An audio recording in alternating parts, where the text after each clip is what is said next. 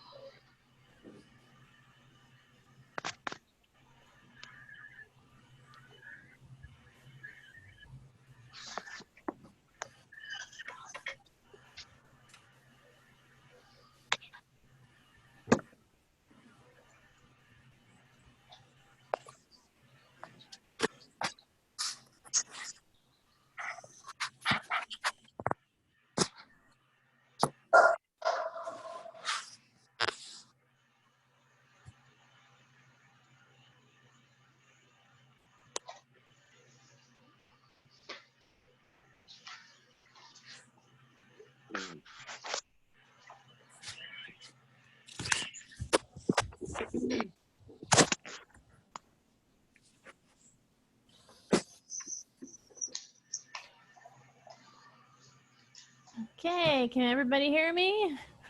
I can hear you, Catherine. Great. I can also hear you, Catherine. I'm here, Catherine. I can hear you. I can hear you, Catherine. Loud and clear. Okay. Still Hi, trying Janet. to get everybody on, so stand by. Okay. Do we have Chris and Lewis?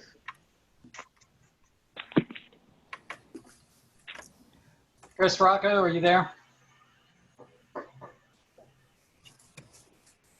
I think Chris was running a little bit late today. You have the Friday blues? What do you? Oh, sorry. Shoot. I think Chris was running a little bit late today because of the conference.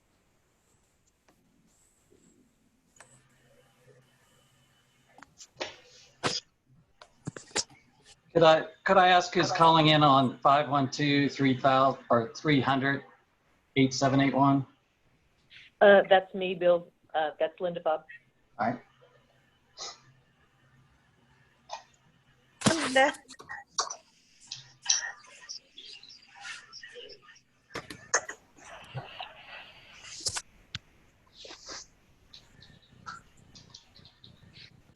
There we go. Is that you? Are you there too? Lewis, are you in Alaska with the Northern Lights? Yeah, long distance.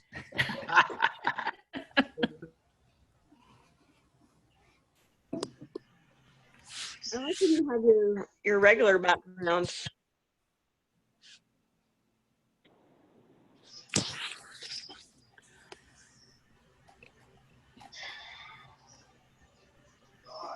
Okay.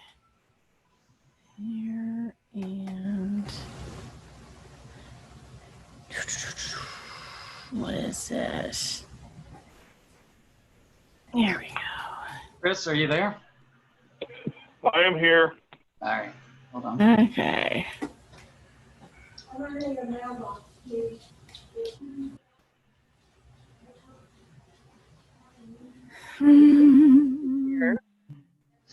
So, Catherine, we have all the directors. We Okay. also have Michael Willett from Touchstone. Okay. Is on the call. Robert Heath is on the call, Attorney Robert Heath. Okay. And then we have residents David Flores, Linda Fabre, Beth Jones, Sarah Teal. And then from Infomark, we have Lee, Mackenzie, Christie. Okay. So since we're all here, And Jimmy Sagnas is on the line too. okay, good. So I have Jimmy, a Jim- question. Sure. We have David on video. I thought that the public called in on, would call in only. Bill? Louis, that's the information on the agenda. However, I think that if you know it's a Zoom call, you can use those codes to come in on video. Okay. Say that again. If it's a Zoom call, what? If you know we're having a Zoom meeting, you can use the codes from the agenda to go through the video program. Okay, then that means that Linda Fabre would probably like to do that, and also Sarah? Sarah's not on. So we and our practice has not been to admit the public through the video system. Mostly because of the difficulty of controlling the meeting and having too many people on video at the same time. Okay, so we're setting a precedent here. Does that mean then we will allow, because I know Linda would like to come on video. Does that mean she's invited to come on? I have been on video for the last probably 5 meetings.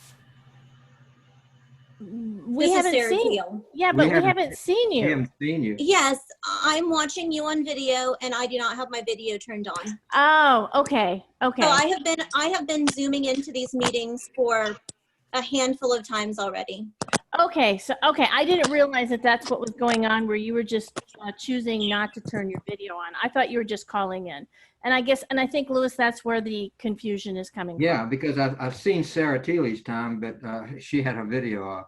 So then, Bill, let me understand correctly. As a general practice, unless we feel like there's too many people coming on, at some point we can decide that we can anyone from the public can come in on video, right? Yes. Okay. We have another caller on 608-692-3968. Did you identify yourself? Yes, this is Megan Dudo. Hey, Megan. Okay. Okay. Well, I'm going, Jimmy, you're prepared to be my timekeeper tonight? Yes, ma'am, I am. Okay. Well, I'm going to go ahead and call this meeting to order. And David Flores, did you want to make a public comment tonight? No, ma'am, I'm just here to listen. Okay. And did you want to speak to any of the agenda items? No, ma'am. Okay. Okay. And Linda, did you want to make a public comment tonight? I do. And which agenda items did you want to speak to? Number 4, number 7, and number 8. Okay. And Beth Jones, did you want to make a public comment tonight? Is she on? I thought she was. She was. It looks like she dropped off. Okay. Sarah Teal, did you want to make a public comment tonight? I do, and I would also like to speak to agenda item number 8 and agenda item number 9. Okay. And Megan Dudo, did you want to make a public comment tonight? No, not tonight, just listening, Catherine. Okay, so no comments on the any of the agenda items? Nope. Okay.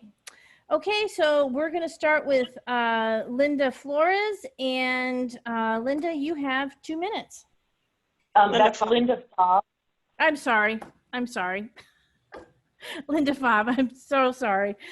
That's all right. That's all right. Tell me when you're ready.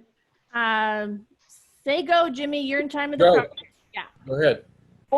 4 months ago, Board President Catherine Franke used a public meeting in the color of her office to put forward a 9-minute disparaging comment into the record. In this comment, she threatened to interfere in a general election in a display of retaliation against me, Sarah Teal, and David Flores if any of us chose to run for a MUD director position. True to her word, Catherine, with the assistance of Jenna, began their election interference by deleting the announcement of my run for a MUD director position from the Neighborhoods Next Door website.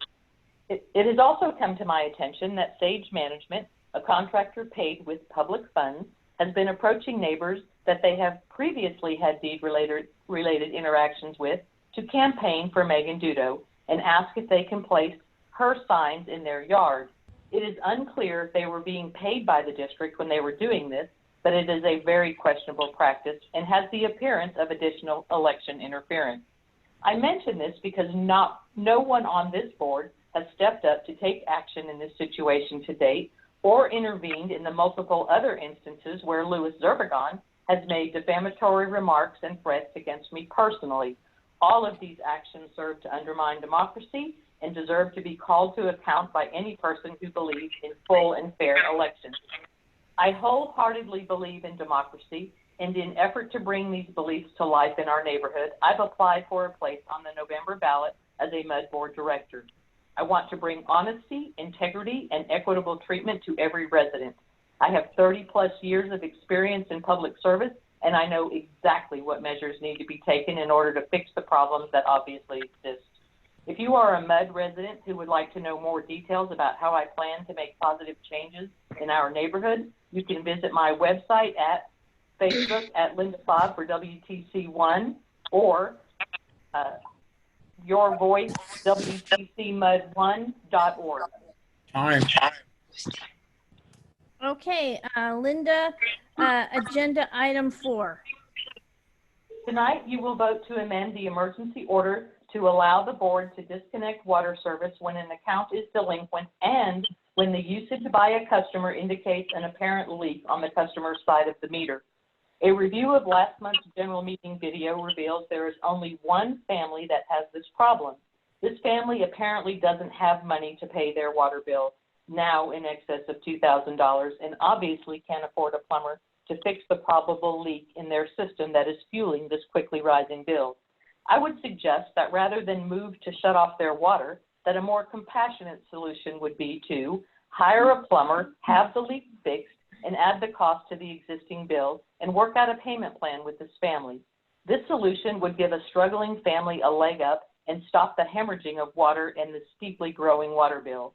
If this family can't pay their water bill, then it is unlikely they have the funds to hire a plumber to fix the leak. If you have any doubts that a kinder solution will work, include a lien on the property as part of the repayment plan. That would guarantee that the district gets the money for the repair and the delinquent water bill in the end. If this family is struggling, turning off their water could force them out of their home, since they probably wouldn't have additional money to pay the exorbitant fees contained in the amended rate order you're voting to approve tonight just to have their water turned back on. Humanity wins with a simple act of compassion. Oh my God, you're the fucking. Okay, agenda item 7. Pending open records. I can't talk, Catherine, if there's people in the background making noise. Yeah, if you're not talking, could everybody please mute? Thank you, I appreciate that. Let's start over. Yes, I agree. Let's start over. Hearing dogs barking and all kinds of noise in the background. Yeah, it's my dog, sorry. That's okay. Ready? Jimmy, Start. Are you ready? Yep. Start. That's okay. I believe the sitting members of this board have failed their fiduciary duties by allowing Catherine and Louis in their positions on the Information Committee to withhold public records and incur legal fees upwards of $200,000 in order to do so. Unfortunately, the members of this board have made no public attempt to rein in this over-the-top legal spending. I will reiterate that the cost to gather electronic records that already exist and release them is negligible. The cost incurred by this board in account 7310, open records expense, are legal fees paid to Bob Heath and Bill Flickinger to delay or deny the release of the public's records. The invoices from these law firms related to open records requests correlates directly to the amounts reported inside of public meetings. Art and Jana, you are the billing and invoice committee, the public's internal controls. If I sat on the board, I would endeavor to make transparency a top priority so that open records could be put to bed as a non-issue.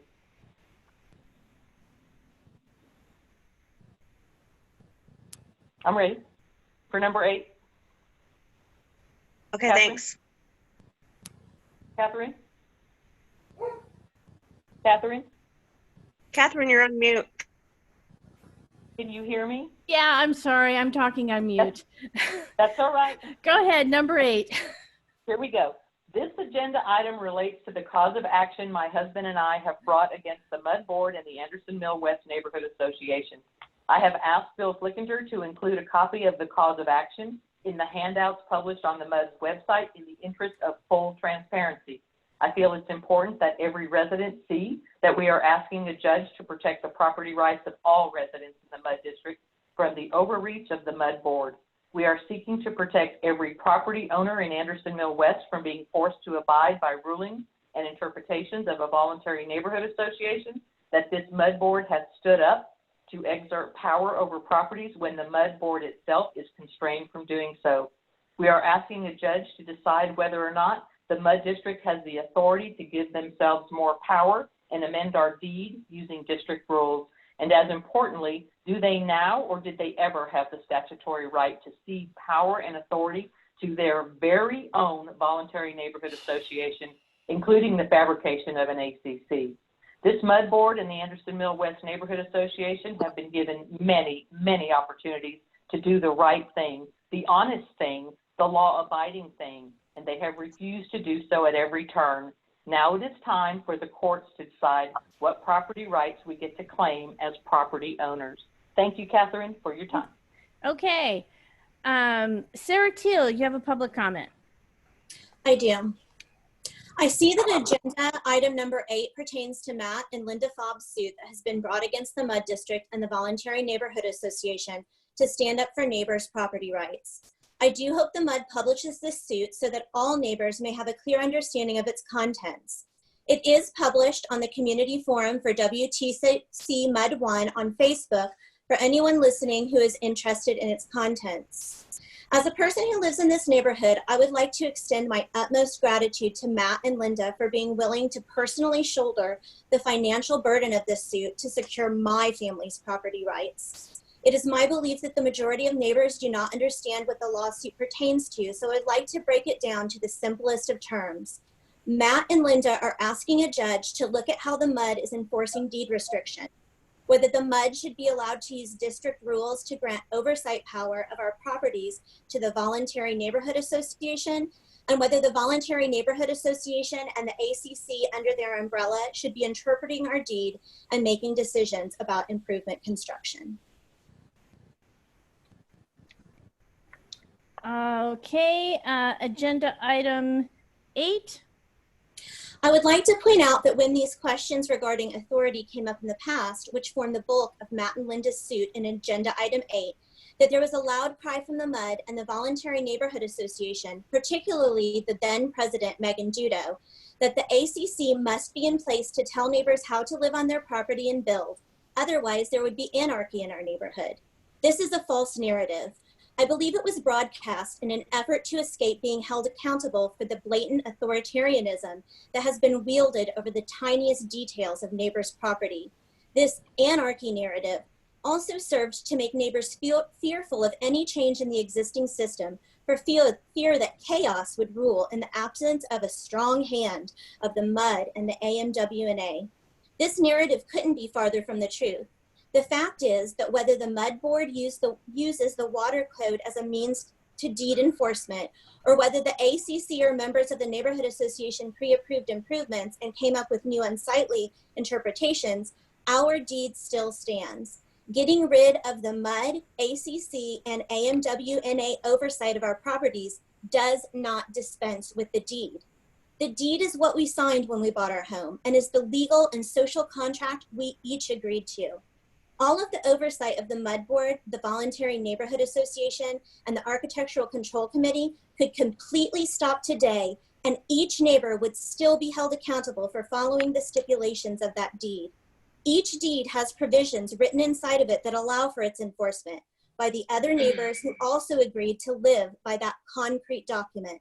There are MUDs all over the state of Texas that do not participate in deed enforcement activities.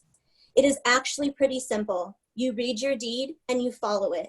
If you don't, then any other neighbor in your section has the legal right to take you to small claims court, which does not require a lawyer, but rather a $125 fee and electronically submitted explanation for enforcement. Time. Okay, and I think you have agenda item 9. It appears that 45 minutes prior to this meeting that the attachment for this item was changed, substantially shifting what will be discussed under this agenda item. I believe that this is a violation of the Open Meetings Act. This last-minute adoption spells out how the same firm that is representing the MUD will also be representing the Voluntary Neighborhood Association, known as AMWNA. My question as a MUD constituent is, how many of my tax dollars will be spent to legally prop up a voluntary association that isn't even a part of my deed? It's interesting that the letter was addressed to Ms. Frankie and Ms. Jones, as Catherine Frankie appears to be the person ultimately responsible, as she is the president of the MUD, the signatory that created the Voluntary Neighborhood Association through the Secretary of State office, and one of 2 people who serve on the ACC. It seems more appropriate for the letter to say to Ms. Frankie, and Ms. Frankie.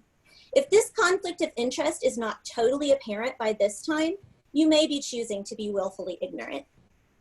Thank you. Thank you, Sarah. Okay, at this time, I'm now going to close the, Catherine, yeah? Catherine, excuse me, Beth Jones did rejoin the meeting. You may want to ask her if she has. Oh, okay. Beth, did you want to make a public comment or a comment about the, any agenda item? I do not. Okay. Okay, so at this time, I am going to close the public comments public comment section portion of our meeting, and I believe we are going directly into executive session. Catherine? Yeah? I'd prefer to go ahead and knock out the easy ones. We have Michael Willett is on the line. We could address his item and some of these more simple ones. Oh, okay, okay. If that's okay, if we could just go right to 2. I think some of these we can handle very quickly. Okay, so, okay, you want to do amended order calling for the director's election. Correct. And, okay. So this is a relatively simple amendment to the order calling election. There were 2 changes since we adopted the order. First, the governor has extended early voting to start on October 13. So the red line indicates that change. Because our order calling election is pretty comprehensive, we have 2 counties and a lot of procedures. We had the actual early voting dates in there, so I have changed them to what the governor approved. And the Secretary of State has approved alternate filing acceptance. You can accept a application for a place on the ballot now by email, which was not permitted previously, so I've included that in the order. Those are the only 2 changes, and so Okay. I'd be looking for a motion to approve and also authorizing attachment of the exhibits when they're ready. Okay, does somebody want to make that motion? I'll make that motion. Okay, so can I have a second? I'll second. Okay, so do we have any more discussion? Do we need any more clarification from Bill as to what's happening? Basically, if we don't do this, we don't get our election when we need an election, so. Right. Okay, I do have one question for Bill, if he can tell us right now. Can you tell us who's on the ballot right now? I mean, who is done? I mean, if you guys, you know, it's public record now, so can you tell us who has put in their application? Of course I can. So we have 4 persons have filed an application with our office and has been accepted. Linda Fabre has filed, as she stated. David Flores has filed. Jana, you have filed. And also Megan Dudo has filed. We have 4 candidates for 2 positions at the moment. The deadline is August 17th, 5 p.m., which is a week from Monday. And after that, then we'll know who our candidates are. Okay, Okay. thank you. okay, so I'm going to go ahead, if there isn't any more discussion, I'm going to go ahead and call the vote. So you guys are going to need to unmute. So, Jana, Yes. Lewis, Yes. Art, Yes. Chris, Yes. and I vote yes too. Okay, that one's done. And then, okay, agenda item number 3 is contract for services by Touchstone. Yeah, so the document that you have is an amendment, and Michael Willett's on the line. He can, I'll just give a brief introduction. He can explain it further. Okay. And also if the board wants any updates on the work they're doing, we could do that as well. They've added a paragraph to their agreement, which addresses reimbursement for costs related to direct open records requests. We've had, in the recent past, we've had 2 direct open records requests, one to Sage Management to attempt to make them subject directly to the Open Records Act, and one to Infomark. And in our prior resolution, we encouraged contractors to add a provision to their contract for reimbursement of those costs. And that's what this, in my opinion, that's what this amendment does. Michael, did you have any comments you wanted to present to the board? Not currently. I think you did a good job at outlining it. We just strictly wanted to keep the amendment to only address that item, and it does not address any other changes to the contract as it stands that we have with Williamson-Travis County. Okay. So we would need a motion to approve the amendment. I so move. Okay, so I need a second. I'll second. Okay. Do we have any more discussion?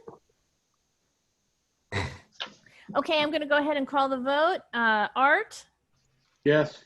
Jana, Yes. Louis, Yes. and Chris.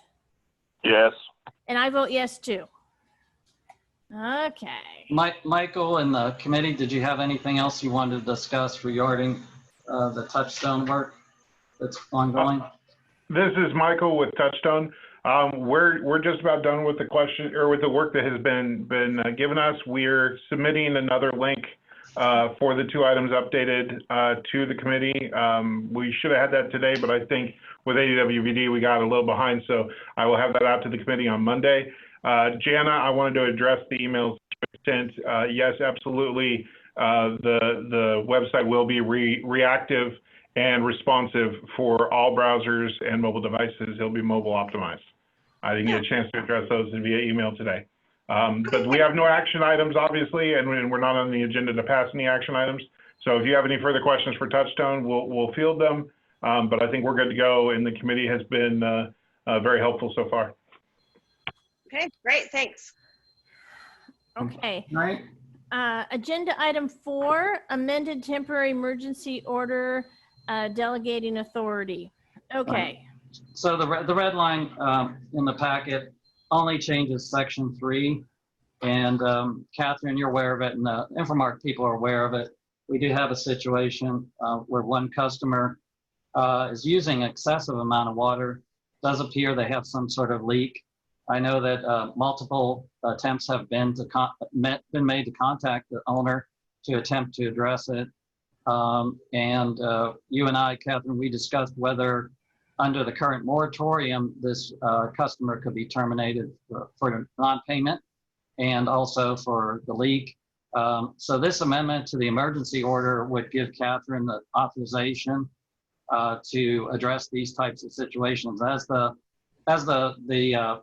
pandemic continues, and if we continue our moratorium, there are going to be more customers with higher balances, and there's a big difference between just not paying your regular usage bill, because that's a smaller amount, than to having a huge leak that you're not paying either. So that's what this amendment does.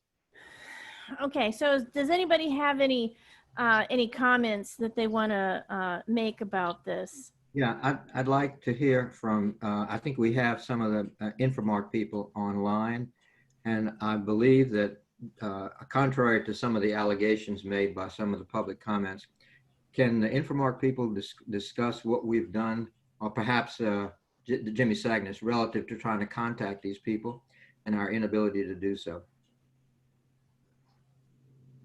Jimmy, Christy, Mackenzie? Hello? They're on mute. Louis, can you restate what you were asking me, please? Yeah, with respect to this order change, it relates to a particular case where we have excessive uses and a possible leak. And I know we've gone round and round internally trying to work with those people to find out what's going on or get them to find out. And there were some allegations made in the public comments provision that suggested otherwise. And so I thought it might be appropriate to describe the measures we've taken trying to get in touch with these people, trying to work with them, trying to get something done. So I can do that for you guys. I'm sorry, my headphones were not plugged in all the way. I was trying to speak and y'all obviously could not hear me. Can y'all hear me okay now? Yes, yes. Okay, so Infomark has been the front runner on this one. We had a customer come up and we did a delinquent check just to see where we were sitting sometime around the last board meeting with regards to customers that do have bills over $400, I believe around $487, anything over that we wanted to look into and just kind of see how they had been adjusting their usage, if they were using more water or less. This particular customer, during our search, it was identified that their water had their amount of water used had nearly doubled. And actually it had doubled and now has gone above doubling. So with that being said, we have made numerous attempts at hanging door tags. We have done this twice and we can confirm that they have gotten the door tags because they have no longer been there when we have gone back.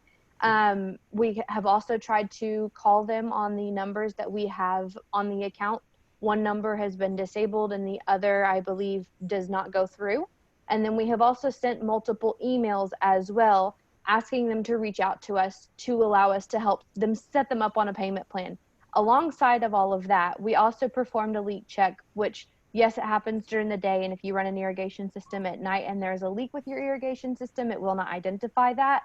But we did run the leak check in the middle of the day and no leak was detected during the day when we did go out. But still to this moment, we have not heard back from this customer. They have not made a payment since December of last year. We've made numerous attempts to contact them and we are not getting through. Right. And so I think what we're really sort of at the end of our rope, we do not have any other alternative to get them to, come talk to us, because that's really what we're trying to do is, get their attention that we need to figure out what is causing their high usage that was at 20,000 gallons a month now is over 40,000 gallons a month. And we need to stop the loss of water. That's really where the reason for this change in the change in the rate order. And contrary to what was said in public comments, Bill, correct me if I'm wrong, but we cannot put a lien on somebody's house for unpaid water bills, can we? No, we cannot. And the suggestion was, I believe, that we hire a plumber to fix the leak and then add it to the bill and then if we need to have a lien. We can't get a lien in that manner. The only way we can get a lien on property is to get a judgment, and it does not attach to homestead. And of course, in this case, if it's a renter, that doesn't attach, to anything. However, and the other important thing is we do not have the authority to hire a plumber to go on their property without their permission. This leak could well be in the irrigation system where if that's where the leak is, they could just turn it off or valve it off and probably solve the problem for now. If it's internal to their house or some other device, we don't have the right to go in there and fix it. So what I'm Has saying anybody gone to their door? Sorry, Lois. Has anybody gone to their door and knocked on it? I mean, I know it's COVID time and all that, but has anybody gone to their door and knocked on it to Specifically for that reason, Infomark has not gone and contacted them. What I can tell you though is when we hung the door tag the first time that we went out to do the leak check to let them know that we were doing a leak check due to the high water usage, we never heard from them then. The second time that we went out to hang a separate door tag, the old door tag was no longer there. And Cody did note, your maintenance tech, that the things on the porch had been moved around as if somebody had been there. And there was a bunch of kids' scooters and bikes. When he hung the second tag, I specifically made him put my card in that tag, and on the red tag, we asked them to please call us as soon as possible, and still have not heard from them. And he did go back after that to ensure that they got that tag, and that tag has also been removed. So they're pretty much just ignoring the tag. Exactly. Yeah, they're ignoring us. Yeah. And as we've stated, we also sent 2 emails, one initial and a follow-up, and have not heard anything, and that is to the email on the account. And we have called both numbers that we have available to us on their account and still have not been able to make contact. Well, I'm glad that you you left your, business card there so they could call you, and all that, that's perfect. So let's look at that in contrast to the allegations made. Linda Fabre wove a tale of woe. People who can't afford to live, they can't afford to put food on their table. How can they afford to pay the water bill? And we're taking advantage of them. We can't reach those people. We haven't been able to reach those people. I suspect Linda Fabre hasn't been able to reach them either. So what I think we're seeing here is a tale that is part of her campaign that doesn't have any bearing on reality. So let's do what we have to do, but let's make it clear to those who might be seeing this video that our objective is to meet with these people and work out the problem. And we haven't been able to do that. And as long as we can't do that, we have to resort to other measures to get their attention. Well said, Louis. Well said. Sage, Okay. Sage Management is doing very much the same thing as Infomark. If I see vehicles there that I know the folks are there, when I knock at the door, I back off substantially from the door, usually 10 to 15 feet. Are there places where I know I'm not welcome? Yes. Some of them are in the audience. I don't even go to those properties. I'll stay with the letters. But even in the letters we do send out, we've made numerous attempts to personalize them. We'll put a small sticky note in. Diana's handwriting is much better than mine. She'll just write in there, please call us. The legalese that we are required to put into these letters scares people. And when we personalize the note, time and time again, we find people are saying thank you. And once they reach out, once we can email them or talk to them via phone, they're much more receptive to understand where we're trying to go with this. We aren't trying, the board has never made it a point of making money off of fines. They just want to find creative ways to get corrective action. They want responses from it. And we are, even today, we are working on all of those processes. I will talk to neighbors. I will talk to anyone I need to try to find out when these folks are at home and then try to find a friendly way to go and talk to them. Even as surprising as it may be to some people, some folks are out at night. They're night folks. Last night was a night tour, and I was visiting with people last night. And Catherine, you were with me on one of those tours. It's amazing how people can be comfortable at night. You just got to feel your way around and find their comfort zone and work with them. And they are happy with that. They are very happy that the board is reaching out and trying to find alternative ways to communicate. And I have heard dozens and dozens, and so has Diana, of thank yous that we don't report about, and we ask them to, but a lot of people are busy. They just don't take the time to do that. There are lots of people really happy that we are taking the approach we are, and they are thankful the board is trying to be understanding under these times that no one has ever seen before. This is unprecedented. Thank you, Jimmy. Okay, I need a motion to for the resolution. I so move. Okay, and I need a second. I'll second. Okay, do we have any more discussion that we want? Okay, I'm going to go ahead and call the vote. Louis? Yes. Jana? Jana, you're muted. she gave me a thumbs up. I'm going to take it. Art? Yes. Chris? Yes. And I vote yes too. Okay. Okay. Agenda item 6. Well, we have, Catherine, we have agenda item 5 is the moratorium. Oh, I'm sorry. I put that on there. Right now we have a moratorium against disconnects for non-payment.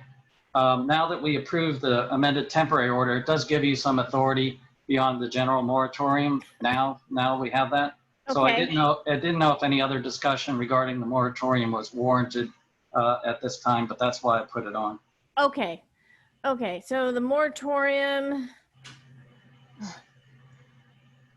Somebody shut my door. Thank you. I didn't have anything to discuss about that. Did anybody else have anything that they wanted to discuss about that? Because basically our moratorium is still in place. but we do have, we've just made an adjustment to the special powers relating to dealing with this one unique situation that we have. Correct. Okay. Yeah, Okay. it's like people that are like under duress right now, and they let Infomark know what's going on. I don't see any reason why anything should happen as far as like they should still be red tagged but not shut off, you know, of course. But Well, you know, I guess I'm just going to keep repeating myself. Talk yes, to us. please do. Talk to us. That's all you got to do. Whether we're talking, you know, DRC issues, or if you got payment issues, just talk to us. You know, don't ignore us, because that's when things, you know, become frustrating on our end. Okay, so are we ready to move on to the rate order? Yes, yes. Okay, agenda item 6, the rate order. Okay, so the reason we put this on, and we may not be approving the changes tonight, it'll be up to the board, but the best way to protect the district from a really high bill where the owner or the tenant, more likely a tenant, doesn't pay is your deposit. And your deposits are relatively low. We do have a current mechanism. They're disconnected, that an additional 150 is added, and then we had a maximum of $600 per account.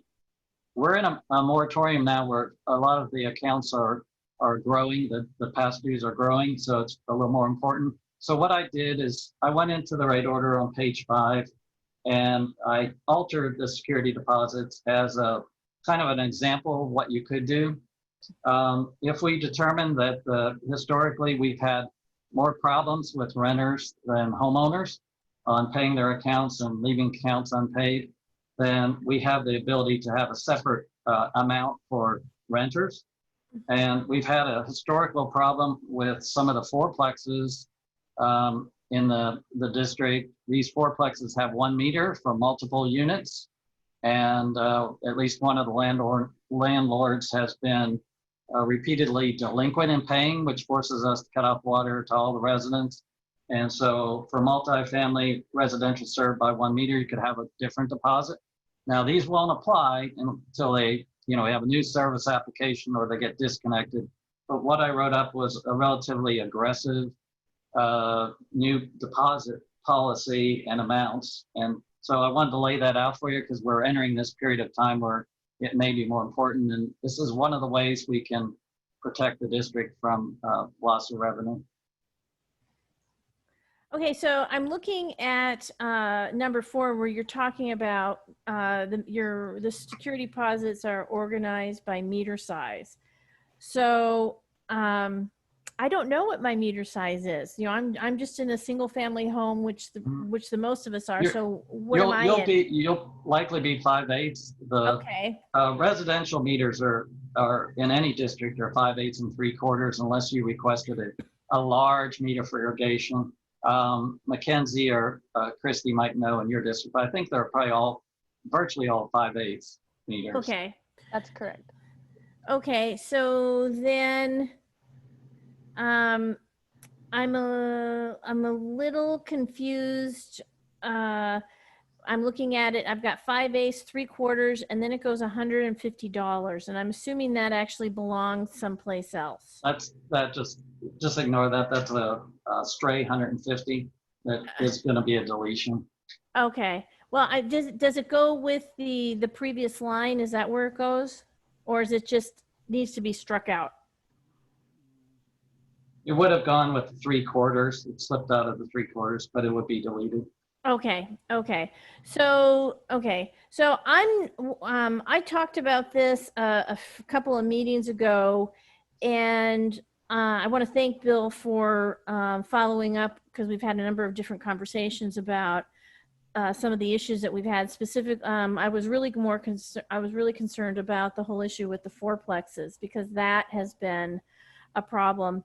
I'm not going to say that we should adopt this tonight, but I think that we need to put this on the agenda for next month when we're adopting our final rate order. And the reason, and I'm saying that because I want to make sure that the rest of the board has an opportunity to really review the details of what we're talking about. And in the end, the way I'm sort of looking at it is, you pay your bill every month, and your deposit's gonna continue to stay low. It's really only when we're starting to have problems with delinquencies. Does anybody have any thing to add?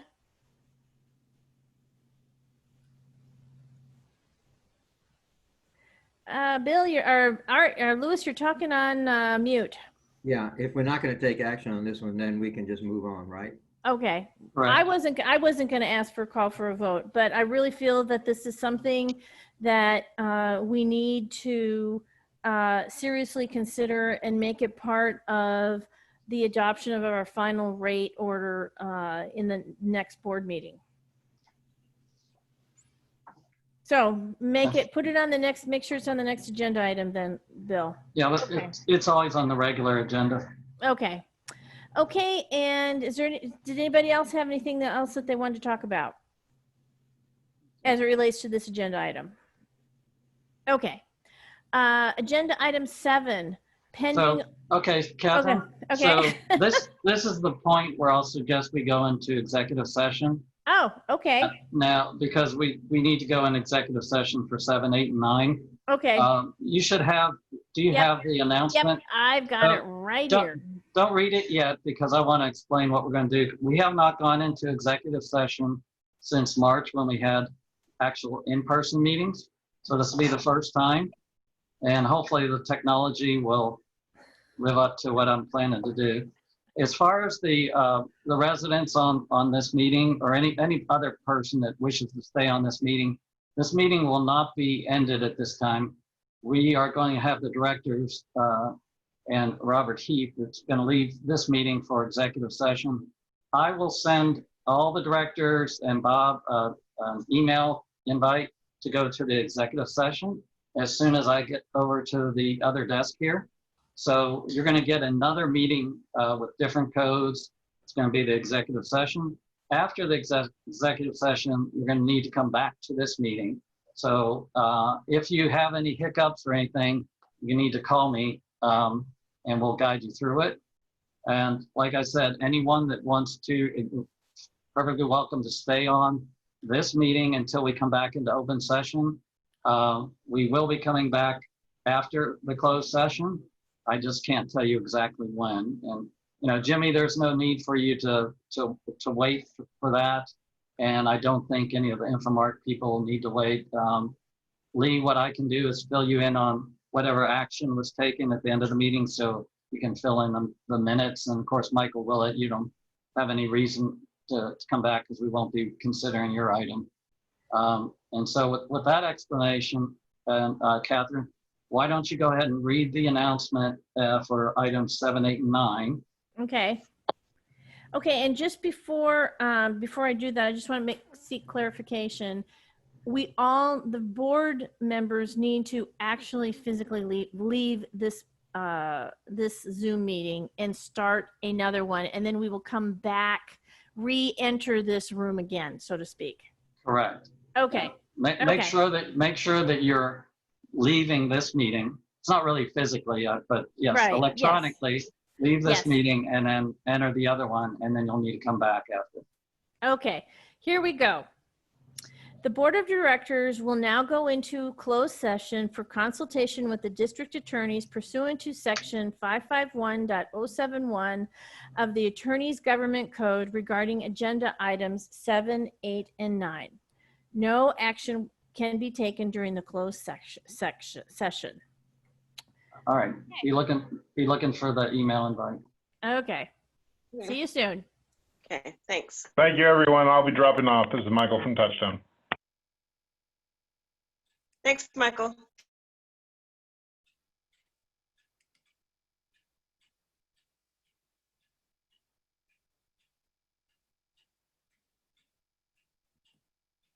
So we're all leaving this meeting, right?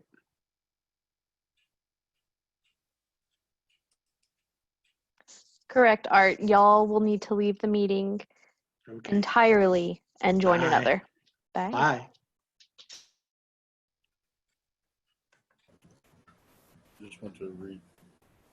Okay, it just went to a red screen, so Bill shut it down.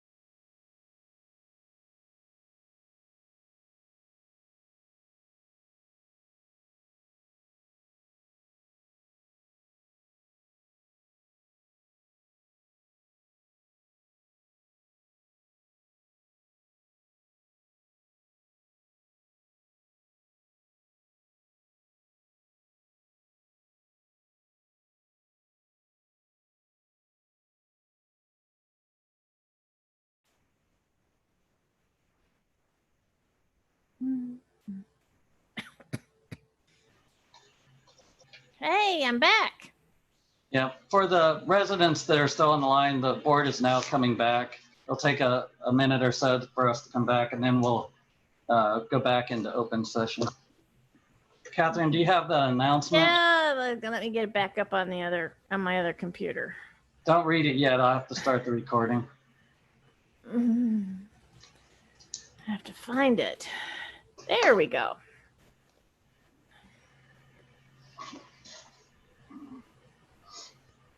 All right, let's make sure we got all the directors back first. We're still waiting. Hi, Jimmy. Chris, is that you? I'm here. Okay. Okay, I think we're all here. Okay, wait a second. Who am I waiting on? Waiting on me because I have to start the recording. Oh, okay. So we have Chris, Art, Lewis, Catherine, Jana. Okay, so let's start the recording. Okay. All right. There it is. I see it. Okay. The Board of Directors has concluded its closed session and is returning to the open meeting. No action was taken during the closed session. Okay, so we need to go to item 9. Okay. And item 9, just trying to get my, I think this is it, agenda only. Okay, the engagement, agenda item 9, engagement of McGinnis Lockridge as special counsel for litigation. Catherine, I'd like to move that so that we can discuss. I'd like to move that the board adopt the engagement letter that provides for dual representation, which we have before us. Okay, could I get a second? I'll second that. Okay, let's go ahead and discuss that. What else? Was there anything that we wanted to discuss about that before we vote?